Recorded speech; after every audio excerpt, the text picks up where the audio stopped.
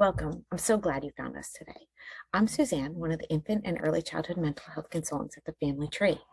Today, as we work towards raising awareness about the importance of children's emotional well-being, I'm going to share a bit about what infant and early childhood mental health may look like and how we can help support our little ones. We start by asking, what is infant and early childhood mental health? Let's find out what some others think. Like the surroundings and the lessons they learn. You want to make sure your kid is surrounded in a loving environment and making sure that it's welcome and feels included. Childhood mental health. It's like anger issues, like breaking your property, and when your parents say no to you at the store, you like throw it down like on the ground and you're like, That's right. Simply, it's a child's social and emotional development, which refers to the ability of babies and young children to experience and manage a range of emotions and develop positive relationships with others.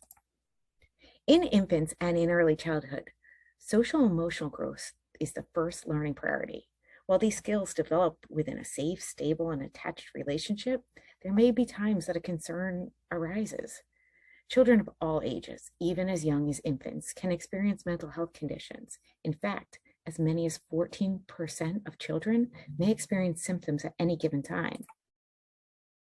These mental health concerns may look like poor sleep patterns, restlessness, persistent crying, tension or anxiety, distress or fear, or difficulties with feeding, gaining weight, or gastric disturbance. In toddlers through age 5, you may begin to see more challenging behaviors, such as withdrawing, being aggressive, hurting themselves or others, or any behavior that interferes with opportunities to learn. Without new strategies, these behaviors may put children at a higher risk for later social and school difficulties. To support all children's mental health and well-being, it's helpful to understand how our emotions affect behavior. When you see children displaying challenging behaviors such as hitting, screaming, disobeying, or not following your directions, you may think they want something, such as attention or preferred item, or they want to get out of something. We sometimes assume young children may choose misbehavior over an adult's guidance. But as infant and early childhood mental health consultants, we look at each behavior and think about the underlying emotion that drives that behavior. The behavior you see is a big feeling, especially for a child. As adults, we need to understand what they are feeling so we can help them effectively manage that big emotion and then help them make a better behavioral choice. Think about it like this. An angry child is throwing all the toys off the shelf. Anger is seldom rational or intentional. That anger is a strong surge of emotion hitting the child's brain, and they respond immediately in a physically, verbally aggressive way. That outward behavior may provide an immediate release of those emotions welling up inside. When we look at a child is at the mercy of their own feelings, they may feel embarrassed or sad or frustrated in those moments. They can't pull out the skill to remember the rule to pause and recognize and then decide how to act. You, as an adult, have to realize that we have to be their calm and their support. However, when a situation occurs, we also have feelings that affect how we respond. It's hard for us to deal with children when they download their emotion on us. In return, we may also become angry, frustrated, or overwhelmed with them. When we can acknowledge our own feelings and understand and accept the child's feeling, we have a better chance of remaining calm and helping a child regulate their emotions. There are just a few simple steps to take when a child's displaying a big emotion or what comes out as a challenging behavior to you. The first is to help them label their feelings. For example, when a baby is cranky, they may be tired or hungry. When a child's acting clingy, they may be feeling lonely or anxious. When a child's acting silly, maybe they're feeling excited, or it could be nervousness. So let's give it some practice. As you watch your child throughout the day, practice saying, I see you're acting, and describe just what you see. Then you can wonder what they're feeling. I wonder if you're feeling, and provide a feeling word that describes what you're seeing. Next, it's important to remind your child of your limits and boundaries. Providing consistent rules enables children to feel safe and secure.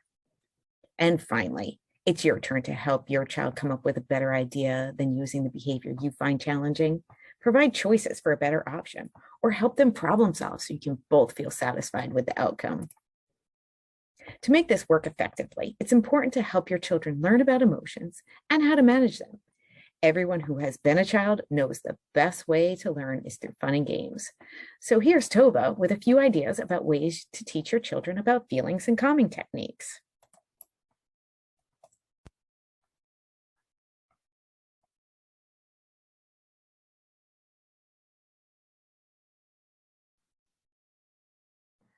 Hi, welcome. My name is Tova, and I'm an infant and early childhood mental health consultant.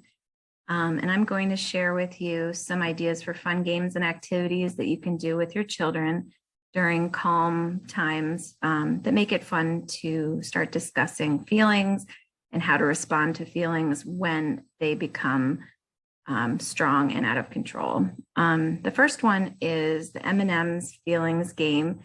And so for each color that you pick out of the M&M's bag, you discuss one corresponding thing to share. So for example, for red, you would talk about one thing that makes you happy, brown, one thing that makes you sad, and so on. Another fun game to play at home is feelings bingo.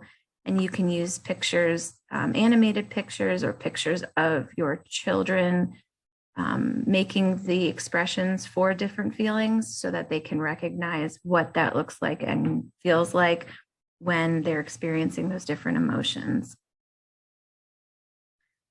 The next is an example of a tool, a managing my emotions wheel.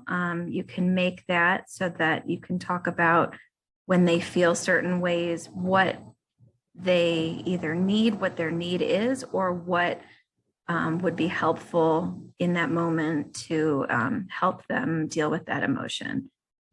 Another one is called emotions charades. So they are very short scenarios and situations that you can talk about with somewhat older children, how they feel, what their body feels like, how they respond, and how they think they would feel in different situations, you know, with positive, negative, and so on.